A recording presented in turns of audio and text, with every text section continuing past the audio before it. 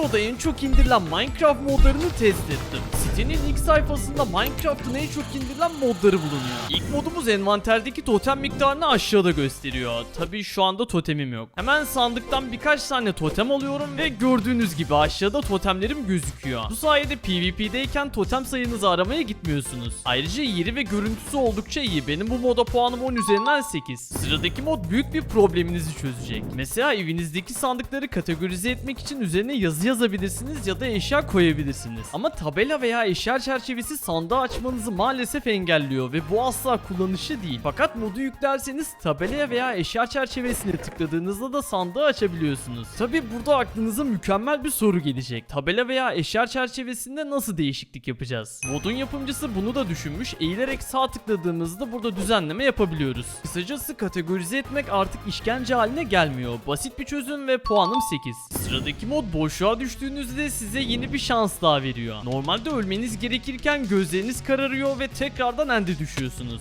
Sanki hardcore dünyamda boşluğa düşüp ölecekken bir anda kabustan uyanmışım gibi. Ama bana soracak olursanız hardcore oynayacak biri bence bu modu kullanmamalı. Kim kullanır bilmiyorum. Zaten beni izliyorsan hardcore'da ortalama 5000 gün yaşıyorsundur. Sıradaki modu sadece ne yaptığını biliyorsan kullanmalısın. Mesela yeni bir dünya açtığında ve boğduğunu kırdığında oyun birinci kez sana boğduğunda ne yapabileceğini söylüyor. Ve zaten ben bunları ezbere biliyorum, anlatma bana artık diyorsan bu modu kullanmalısın. Artık ilk kez kırdığınız bloklardan sürekli bilgi yazıları çıkmayacak ve sizi rahatsız etmeyecek. Keşke Minecraft'ta bunu açıp kapatabileceğimiz bir özellik eklese oyuna, değil mi Minecraft? Sıradaki mod atların hızı, sağlığı gibi değerleri gösteriyor. Tabi bunun için cam bir gözlük üretip takmalısınız. Hani şu Monopoly karakterinin taktığı gözlükten var ya, işte ondan. Ama o gözlük takmıyor ki. Yani taktığını düşünüyorsan yanılıyorsun. Bu tamamen Mandela efekti. Mesela ilk atımıza bakıyorum ve 10.5 kalp canı varmış. 8.63 blok hızlı da ilerleyebiliyormuş. Artık bir gözlükle bunları nasıl anlıyoruz bilmiyorum ama ekspertize dönüşüyoruz. Diğeri 8.63 hızlı, sen 8.07'sin, sana gerek yok. Sen nesin? 8.54 ve maksimum hızını görebilmemiz hangi atı seçmemiz gerektiği hakkında bayağı bir fikir veriyor aslında. En hızlı atlara sahip olmak istiyorsan modu yüklersin ve bu tarz videoların devamını istiyorsan da 2 saniyeni ayırıp videoyu beğenmeyi unutma. Sıradaki mod elitranızı zıplamadan kullanabilmenizi sağlıyor. Normalde elitrayı kullanırken boşluğa atlarız ve süzülürken de fişeği kullanırız. Ancak bizi uçurabilen fişek için ekstradan zıplamamız gerekmesi harbiden çok saçma. O yüzden bu mod mantıklı diyebiliriz. Benim de puanım 10 üzerinden 7. Sıradaki mod her parçacık efektini kendine özgü yapıyor. Mesela buradan parlama efektini alıyorum ve üzerimdeki parçacıklar bu şekilde. Modu kapattığımda ise parçacıklar dairesel bir animasyona sahip ve bu tüm efektler için geçerli. Sadece renkleri farklı. Ancak modu tekrardan aktif ettiğimde efektleri az buçuk anlayabiliyorum. Mesela kötü kehanete benzer bir efekt var. Ayrıca şu ince çarpılarda zayıflık efekti olmalı. Yani dairesel animasyonlar çıkmasındansa efektlerin görsellerinin gözükmesi çok daha mantıklı. Bunu son güncellemede mob yumurtaları için yaptılar. Bence buraya da eklemeliler. Puanım 10 üzerinden 8. Sıradaki mod ekran fotoğrafı çektiğinizde onu hızlıca kopyalamanızı sağlıyor. Diyelim ki burayı çok sevdin ve ekran fotoğrafını aldın. Alt çizgili yere bastığında normalde fotoğraf açılır. Ancak bu modla beraber açarken aynı zamanda kopyalamış oluyorsunuz. Bu ne işime yarayacak derseniz aslında birkaç tane kullanım şekli var. Mesela çektiğim fotoğrafı Photoshop'a anında atabilirim. Veya hazır kopyalamışken hızlıca arkadaşınla paylaşabilirsin. Ama bu modu kurmak yerine Essential modunda ekran fotoğrafı aldığım gibi hızlıca kopyalayabiliyorum. Bu mod benim çok da işime yaramaz. O yüzden puanım 10 üzerinden 3. Sıradaki mod oyundaki yapıları geliştiriyor ve arkadaki köylü abi ne yapıyor? Her neyse, karlı biyomdaki köyler artık daha büyük ve yapı şekilleri Igdo'ya benziyor. Diğer biyomlardaki köylere de gideceğim ama burada bir tane demirci var ve sandığı da normal standart demirci sandığı. Ama burada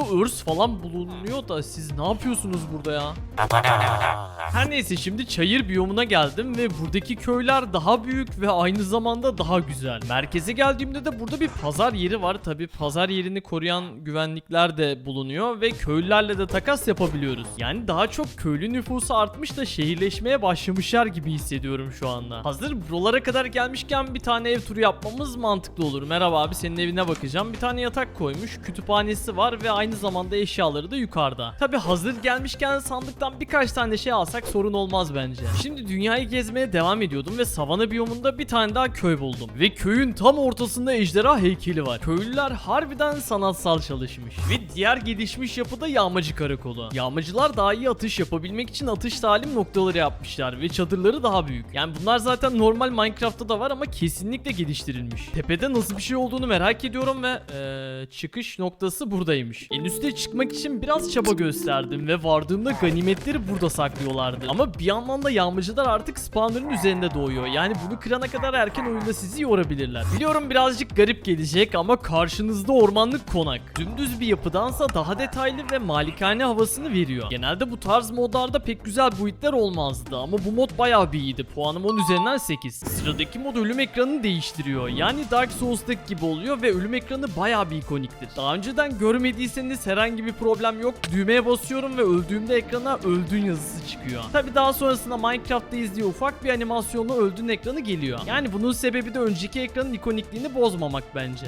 Tabii ki aşırı gerekli bir mod değil ama yine de güzel yapılmış. Puanım 10 üzerinden 6. Sıradaki mod oyuna sadece hamster ekliyor. Evet, olayı bu kadar. Hemen buraya hamsterları çağırıyorum ve oldukça tatlı gözüküyorlar. Hatta tekerleğe bindi. Yani öyle kendi hallerinde takılıyorlar ve yorulduklarında da bu şekilde yatıyorlar. Tekerlekte dönen hamster da yorulmuş ve burada yatmaya başlamış. Farklı renklerde tatlı hamsterlar eklemek istiyorsanız mantıklı ama çok da önemli değil gibi. Puanım 5. Sıradaki mod merdivene tırmanmayı hızlandırıyor ve bunu denemek için merdiveni hazırladım. Öncelikle tırmanmaya başladığımızda yavaşça başlıyoruz ama gitgide hızlanıyoruz. Çok yukarıda bir base'iniz varsa bu sayede çok hızlı yukarı çıkabilirsiniz ki birazcık tırmanmamın ardından 140. katmana vardık. Bu durumu fizikte tabii ki açıklayamayız ancak farm'a çıkmak için işinize yarayabilir. Puanım 6. Sıradaki mod oyuna zorlayıcı moblar ve bosslar ekliyor ve zırhım da gerçekten çok havalı. Öncelikle 4 tane mobu deneyeceğim.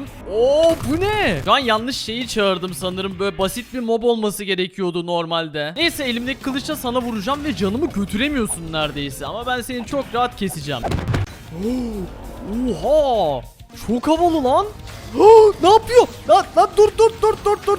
Sen ciddi olamazsın. Evet, rakibini gerçekten hafife almaman gerekiyor. Abi müzikler falan da çalıyor. Çok iyi bir modmuş bu. Hele ilk boss'tan böyleyse diğerlerini çok merak ediyorum şu anda. Ve hadi kesebilirim bence. 2,5 kalp canım kaldı ve... O ne yaptı lan bana? Tamam, bu sefer olacak. 3. kere geliyorum belki de ama seni keseceğime bu sefer %100 eminim.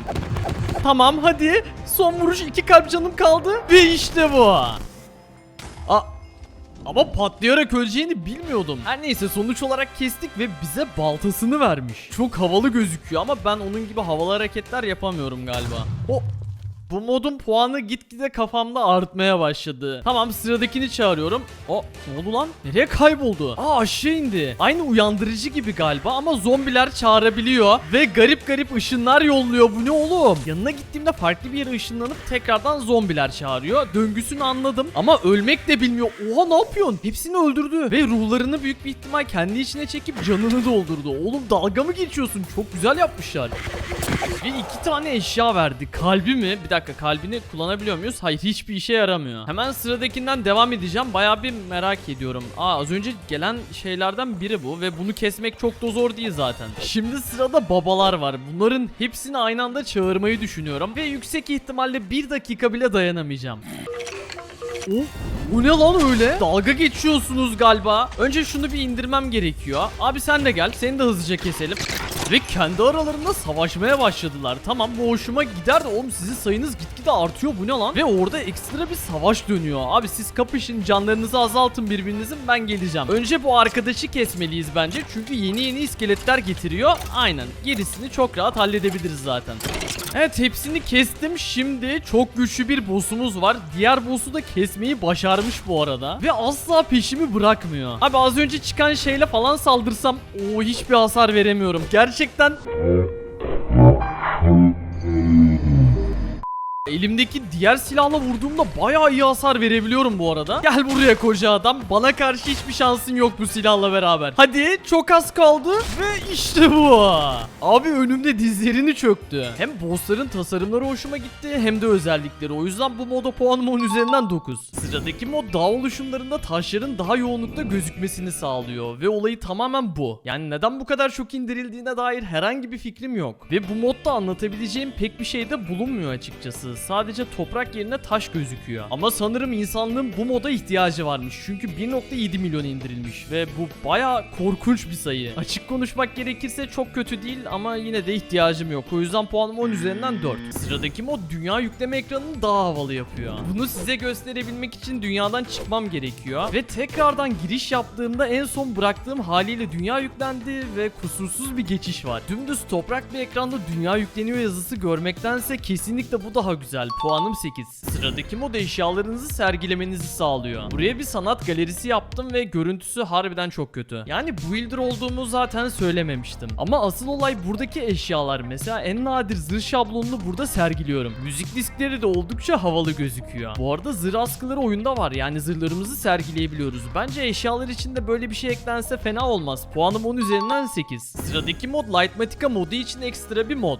Kafan karıştı biliyorum. Öncelikle Lightmatica modunu anlatayım. Yapmak istediğiniz yapının Lightmatica halini indiriyorsunuz ve çalıştırdığınızda dünyaya şablonu geliyor. Burada gördüğünüz blokların hepsi şu anda sanal bloklar. Tabi ben bu modu daha önceden kullandım ve videolarımda anlattım. Eğer ki videoları kaçırmak istemezsen şu anda kanala abone ol. Ama orijinal modda blokları tek tek elinizde koymanız gerekiyor. Ekstra eklediğim modda ise V tuşuna basılı tuttuğumda envanterimdeki bloklar otomatik olarak yerleşiyor. Ve bunu yaparken izlemek gerçekten çok rahatlatıcı. Mesela ışık taşını da aldım ve hemen yerleştirdi. Mod ne kadar güzel olsa da bunu sunucularda kullanmayın. Çünkü yüksek ihtimalle hızlıca banlanırsınız. Bu arada benim bu moda puanım 10 üzerinden 7. Sıradaki mod dünyada rastgele yerlere mezarlıklar ekliyor. Tabi bu aralarındaki en küçüğüydü. Daha büyük mezarlıklarda bulunuyor. Hatta olay mezarlık olmasına rağmen bataklık biyomunda devasa bir mantar yapısı var. Açıkçası ne işe yaradığını bilmiyorum. Yukarı çıktığımda herhangi bir şey göremedim. Doğal bir yapıya benziyor sadece. Ayrıca dünyada gezerken böyle bir yapıda buldum ve içeride mezarlıklar bulunmuyor. Belki de içinde bir şey vardır. O yüzden yukarı çıkıyorum ve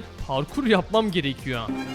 Evet, burada çok eski zamanlardan kalmış bir sandık var. Yukarı çıkmaya devam ettikçe fısıltı sesleri gelmeye başladı arka taraftan ve abi ne yapıyorum burada? Ölmek için oldukça garip bir yer bence. Neyse, benim puanım 10 üzerinden 6. Sıradaki mod oyuna at arabaları ekliyor. Arabaların içine eşyalarınızı veya hasat ettiğiniz sebzeleri yerleştirebiliyorsunuz. Tabi sadece eşya taşımak için değil, ekinlerinizi biçmek için de özel at arabaları bulunuyor. İster kendiniz ata dönüşüp kullanabilirsiniz ya da bir at yardımıyla hızlıca ekinlerinizi biçebilirsiniz. Mod hoşuma gitmiş olsa da işin komik tarafı bu orijinal bir mod değil. Sadece fabrikte çalışması için port edilmiş ve bu hali orijinalinden 1 milyon daha fazla indirilmiş. Sinir bozucu olsa da mod güzel. Benim puanım 8. Sıradaki mod ne kadar kış aylarında olsak da içinizi ısıtacak bir plaj modu. Palmiye ağaçlarından Hindistan cevizleri düşüyor ve şezlonglarda yatıp dinlenebiliyorsunuz. Hatta isterseniz kovanızla beraber kumdan kale bile yapabiliyorsunuz. Tabi dikkat edin, üzerine çıktığınızda bu şekilde kayboluyor. Abi müsaade edersen şarkıyı açıyorum. Aynen. Ayrıca kıyafetlerimi de değiştirmem gerekiyor. Buradaki her şeyi aldım ve lütfen içeri bakmayın. Kafanı çevirir misin? Sana söylüyorum.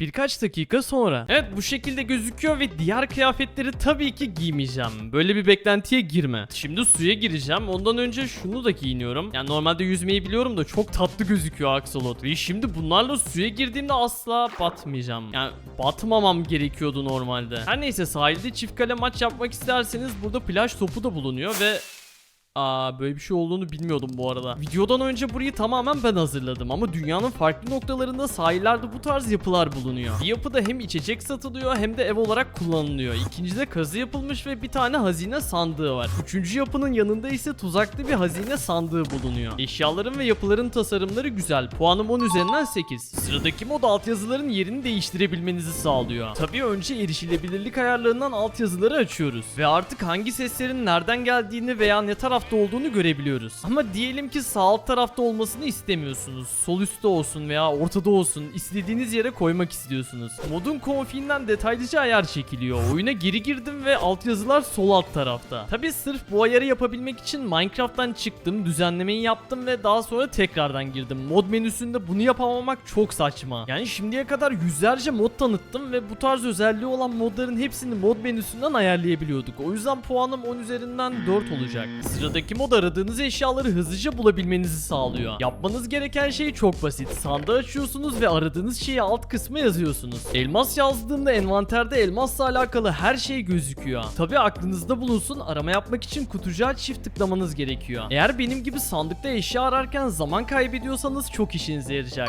Puanım 7. Sıradaki mod yan yana koyulan camların birleşmesini sağlıyor. Tam olarak bu taraftaki gibi. Normalde bu şekilde gözüken camların kenarları burada gözükmüyor. Yani arka tarafında gördüğünüz camlar pürüzsüz ve düzgün. Ama Minecraft camlarının arasında çizgiler var ve çok kötü gözüküyorlar bence. En azından şuna baktıktan sonra. Bence bu sayede yapılardaki camlar daha güzel gözüküyor. O yüzden puanım 7. Sıradaki mod oyuna farklı tarzda çekmeceler ekliyor. Varyasyonları bu şekilde gözüküyor ve sadece yapmamız gereken şey sağ tıklamak. Bu sayede eşyalarımızı çekmeceye koyuyoruz ve istediğimiz zamanda alabiliyoruz. Tabi teker teker almak zorunda değilsiniz. Eğilerek sol tıkladığınızda hepsi envanterinize geliyor. Bu arada ben 64 tane eşya koydum ama daha fazlası da konulabiliyor. Ve her çekmecenin kendine özgü alanı ve kapasitesi var. Aradığın eşyaları hızlıca bulabilmek için kullanabilirsin. Puanım 7. Sonuncu mod Ender ejderhası ile savaşı daha iyi yapıyormuş. Öncelikle ejderhaya baktığımda oldukça standart bir ejderha görüyorum. Gerçi şu an göremiyorum. Savaşın nasıl olacağını merak ediyorum ama öncelikle kuleleri patlatmam gerekiyor. Tüm kuleleri patlattım ve end zombileri ortaya çıktı. Abiler siz normal zombiden farksız gibi gözüküyorsunuz. Sadece kafa takılmış size. Yani çok da zorlayıcı değilsiniz bence. Bu arada kestikçe daha fazlası gelmeye devam ediyor. Arkadaki müziği de ben eklemedim bu arada. Moddan geliyor. Her neyse ejderha geldiğine göre onunla savaşabiliriz. Gerçi sadece zıplayıp ona vuruyorum. Pek de bir olayımız yok gibi. Ama müzikle beraber şu anda gerçekten gaza geliyorum. Bir de şöyle bir olay var. Ejderha mesela aşağı iniyor ve end zombisi de bize doğru geliyor. Şimdi ejderhaya yaklaştığı için end zombisi fırlayacak yüksek ihtimalle. Aynen bana gelemiyor. Yani moda karşı puanım gitgide düşmeye başladı. Sadece müzik eklemişler gibi bir şey. Zaten bu zombileri de komutla çağırabiliyorsunuz. Ve ejderhanın da herhangi bir zorluğu yok. Çat diye kestim. Ancak ejderi keserken bir iskelet mini boss'u çıktı. Ayrıca ejderha garip bir şekilde kulenin üzerine oturdu. Yani zorluğu olmasa da bir şeyler denenmiş. Ama benim hoşuma gitmedi. Puanımın üzerinden 5. Eğer bu serinin devamını istiyorsanız videoyu beğenip kanala abone olmayı unutmayın. Ekrana çıkan videolarımı da öneririm.